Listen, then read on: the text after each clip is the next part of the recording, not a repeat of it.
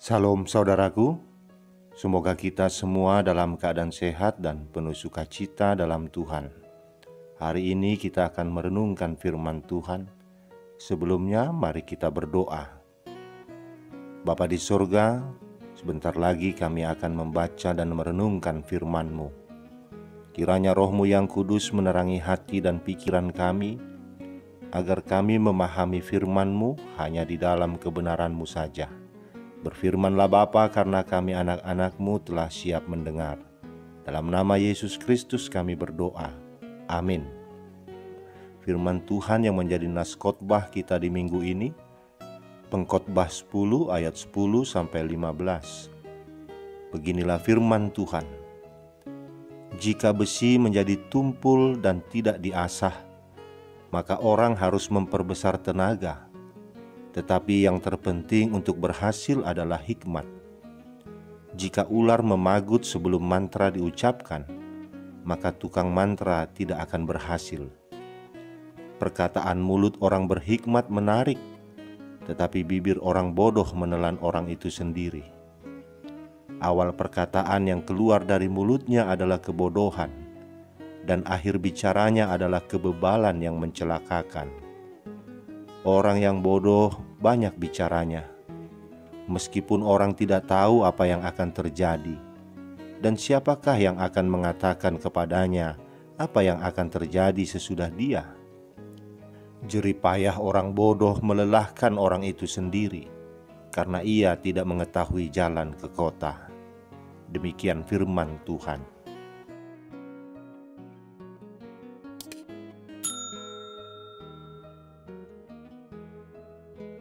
Saudaraku, ada kisah menarik tentang Mahatma Gandhi semasa mengikuti perkuliahan di sebuah universitas di London.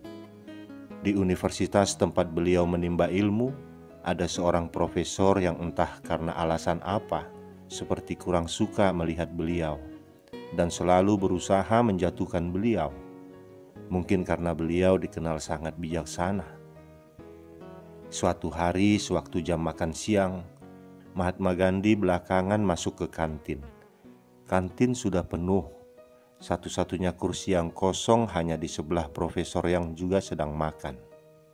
Mau tidak mau, walau merasa enggan karena tahu bagaimana sikap profesor itu kepada beliau, namun Mahatma Gandhi menghampiri tempat itu dan duduk di sebelah profesor itu. Melihat hal itu, profesor pun merasa tidak senang dan berkata, "Sungguh tidak pantas seekor babi duduk berdampingan dengan seekor burung." Mendengar kata-kata tersebut, Mahatma Gandhi pun berdiri dan dengan tenang berkata, "Oh, saya mengerti. Jangan khawatir, Prof. Saya akan terbang sekarang juga." Mahatma Gandhi pun berlalu dan meninggalkan profesor yang terdiam menanggung malu. Niatnya semula ingin mempermalukan, tetapi karena hikmat yang dimiliki Mahatma Gandhi, ternyata kenyataan menjadi terbalik. Kemudian pada suatu hari di dalam kelas, profesor sengaja memberikan pertanyaan kepada Mahatma Gandhi. "Seandainya dalam perjalanan kamu menemukan satu tas berisi kebijaksanaan dan satu tas lagi penuh berisi uang, tas mana yang akan kamu ambil?" Mahatma Gandhi pun menjawab, "Saya akan mengambil uang." Mendengar itu dengan sinis dan seakan mengejek, profesor mengatakan, "Jika itu aku akan memilih kebijaksanaan." Dengan santai Mahatma Gandhi berkata, "Oh, tentu saja, seseorang akan mengambil apa yang dia tidak punya." Dan profesor itu pun kembali menanggung malu oleh karena hikmat yang dimiliki Mahatma Gandhi. Saudaraku, dalam konsep pemikiran, budaya, dan agama Yahudi, hikmat atau kebijaksanaan adalah berasal dari Tuhan, dan kebodohan berasal dari iblis. Sehingga bijak atau bodohnya seseorang selalu berkaitan dengan firman Tuhan. Orang yang bijaksana adalah orang yang senantiasa mendengarkan firman Tuhan. Allah memanggil kita untuk tidak menjadi bodoh, melainkan menjadi bijak, yaitu mendengarkan didikan firman Tuhan. Ketika Alkitab berbicara tentang kebodohan, maka yang dimaksudkan dengan kebodohan itu bukan dalam arti intelektual, tingkat pendidikan, atau gelar seseorang, tetapi selalu berhubungan dengan pengabaian didikan firman Tuhan dan tidak takut akan Tuhan. Dalam kitab Amsal 1 ayat 7, orang bodoh dikontraskan dengan orang yang berhikmat. Dikatakan di sana, takut akan Tuhan adalah permulaan pengetahuan, tetapi orang bodoh menghina hikmat dan didikan. Menurut pasal 1 ayat 1, kitab Pengkhotbah ditulis oleh anak Daud, raja di Yerusalem, yang sudah jelas menunjuk pada Salomo. Kitab Pengkhotbah nampak bersifat apatis terhadap apa saja, karena semuanya dinyatakan sebagai kesia-siaan. Pasal 1 ayat 2 mengatakan, kesia-siaan belaka, kata Pengkhotbah. Kesia-siaan belaka, segala sesuatu adalah sia-sia. Namun sebenarnya kitab ini bertujuan menghancurkan semua harapan palsu manusia yang hanya menginginkan kesenangan duniawi semata.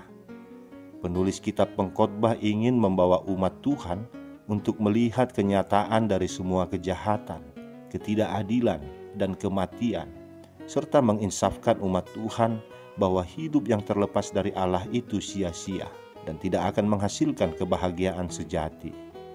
Itulah yang secara umum tergambar dalam maksud penulisan kitab Pengkhotbah. Berdasarkan pada uraian tentang maksud dan tujuan dari kitab Pengkhotbah di atas, maka secara khusus pada pasal 10 ayat 10-15 akan kita uraikan sebagai berikut.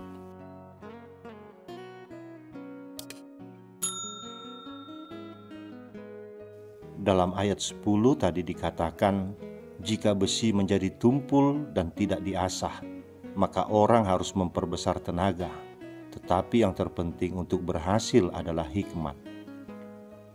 Dalam melakukan setiap pekerjaan, tenaga memang diperlukan, tetapi hikmat juga tidak boleh dilupakan.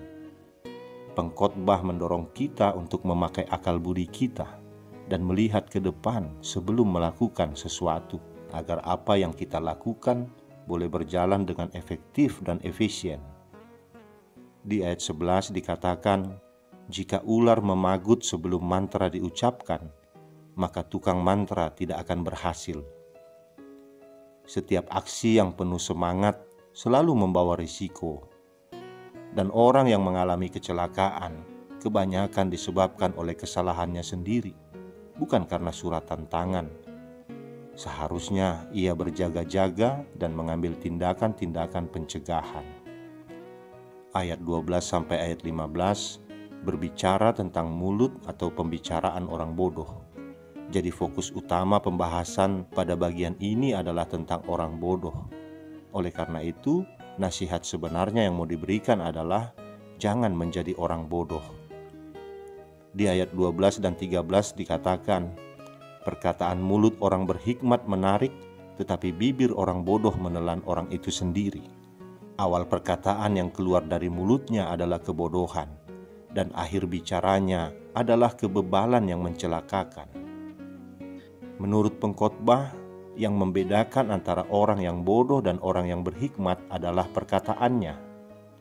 Perkataan yang berhikmat menarik, sedangkan perkataan orang bodoh mencelakakan dirinya sendiri. Kalau dikatakan bahwa perkataan orang berhikmat itu menarik, maksudnya adalah perkataan orang berhikmat itu bisa membuat orang lain menghargai dan menghormatinya. Sebenarnya dalam bahasa Ibrani, kata menarik di sini artinya penuh dengan kebaikan atau kemurahan hati. Jadi, orang yang bijaksana adalah orang yang perkataannya itu penuh dengan kebaikan. Perkataan yang tidak pernah bermaksud untuk menghina, merendahkan, mempermalukan, mengecam, dan menghancurkan orang lain.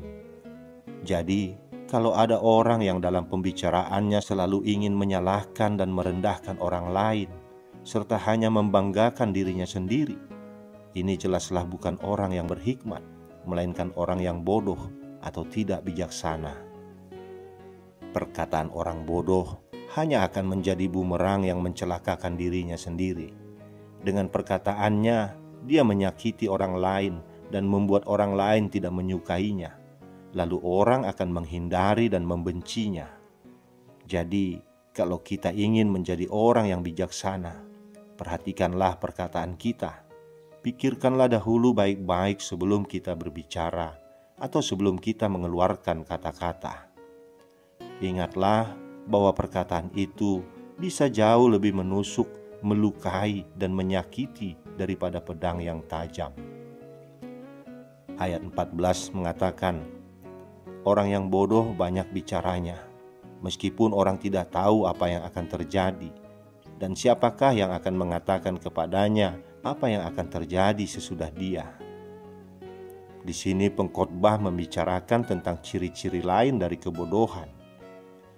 Pengkhotbah mengatakan orang yang bodoh adalah orang yang banyak bicaranya, meskipun sebetulnya ia tidak tahu apa-apa.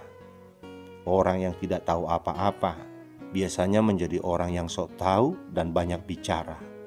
Orang yang seperti itu tidak pernah tahu kapan ia harus diam.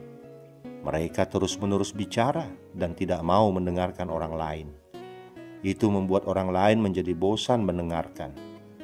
Karena itu, kita harus mengingat apa yang dikatakan dalam Pengkhotbah 3 ayat 7, bahwa ada waktunya berdiam diri, tetapi juga ada waktunya untuk berbicara. Di ayat 15 dikatakan, jeripayah orang bodoh melelahkan orang itu sendiri, karena ia tidak mengetahui jalan ke kota. Artinya, orang yang bodoh itu sering melakukan hal-hal yang sebenarnya tidak penting.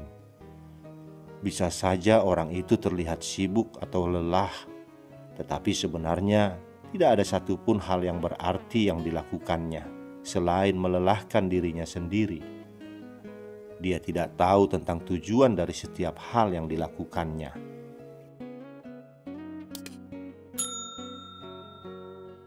Ungkapan ia tidak tahu jalan ke kota ingin menyatakan tentang seseorang yang mengerjakan segala sesuatu secara salah.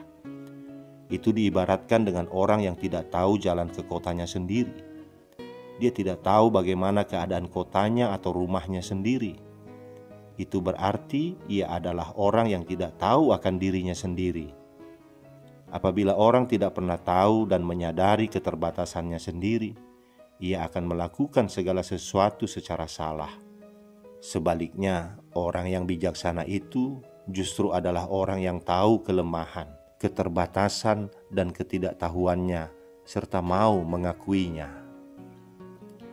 Saudaraku, tidak ada orang yang mau disebut bodoh, tetapi ironisnya, banyak orang yang menjalani hidup sebagai orang bodoh, yaitu hidup mengabaikan nasihat dan didikan firman Tuhan. Dalam khotbah ini diperlihatkan sikap orang bodoh yang merugikan dirinya sendiri, sebab ia tidak pernah bisa menilai dirinya, sehingga dia tidak akan bisa maju. Dia tidak bisa memperbaiki dirinya sendiri, karena memang ia selalu menganggap bahwa dirinya lah yang benar. Orang seperti itu adalah orang yang paling malang, karena bukan hanya tidak bisa maju, melainkan juga mengalami kemunduran. Sikap dan perbuatan orang yang mengabaikan nasihat dan didikan firman Tuhan bukan saja merusak dirinya sendiri, tetapi juga membahayakan hidup orang lain. Orang percaya seharusnya memiliki hikmat agar dapat mengendalikan hidupnya dengan arif dan bijaksana, sehingga kehidupannya menjadi berarti, baik bagi dirinya sendiri dan juga bagi orang lain, keluarga, persekutuan jemaat, maupun masyarakat yang lebih luas. Oleh sebab itu, mari kita memberi diri untuk mendengar dan belajar firman Tuhan, agar kita dimampukan untuk berpikir, berkata, dan bertindak dengan hikmat. Amin. Kita berdoa. Bapa di sorga, kami bersyukur dan berterima kasih atas firman-Mu yang telah kami dengar, yang mengingatkan kami agar kami meninggalkan segala kebodohan dan mencari hikmat dari-Mu melalui firman-Mu. Kebodohan selalu membuat kami gagal dan mengalami banyak pergumulan. Dan kebodohan juga yang membuat kami menganggap itu adalah takdir. Karena itu, berilah kami hikmat-Mu Bapa. Tanamkan dalam hati dan jiwa kami kerinduan untuk belajar tentang firman-Mu, agar melalui pengenalan akan firman-Mu, kami semakin memiliki hikmat, dan dengan hikmat itu, kehidupan kami akan semakin baik. Kami menjadi orang yang arif dan bijaksana, yang penuh dengan pertimbangan-pertimbangan sebelum mengucapkan sesuatu dan sebelum melakukan sesuatu. Bapa di surga, ada banyak orang yang tidak berhikmat, yang selalu ingin merusak kehidupan dunia ini. Tolonglah gereja-Mu agar mampu mewujud nyatakan hikmat-Mu dalam perilaku sehari-hari. Dengan hikmat-Mu, kami boleh menyatakan kebenaran-Mu di tengah-tengah kehidupan kami di dunia ini. Terima kasih Bapa. Di dalam nama anak-Mu Tuhan Yesus Kristus kami berdoa. Amin. Saudaraku, kita akan berjumpa lagi di lain waktu. Tuhan memberkati kita. Salam sehat, Salam.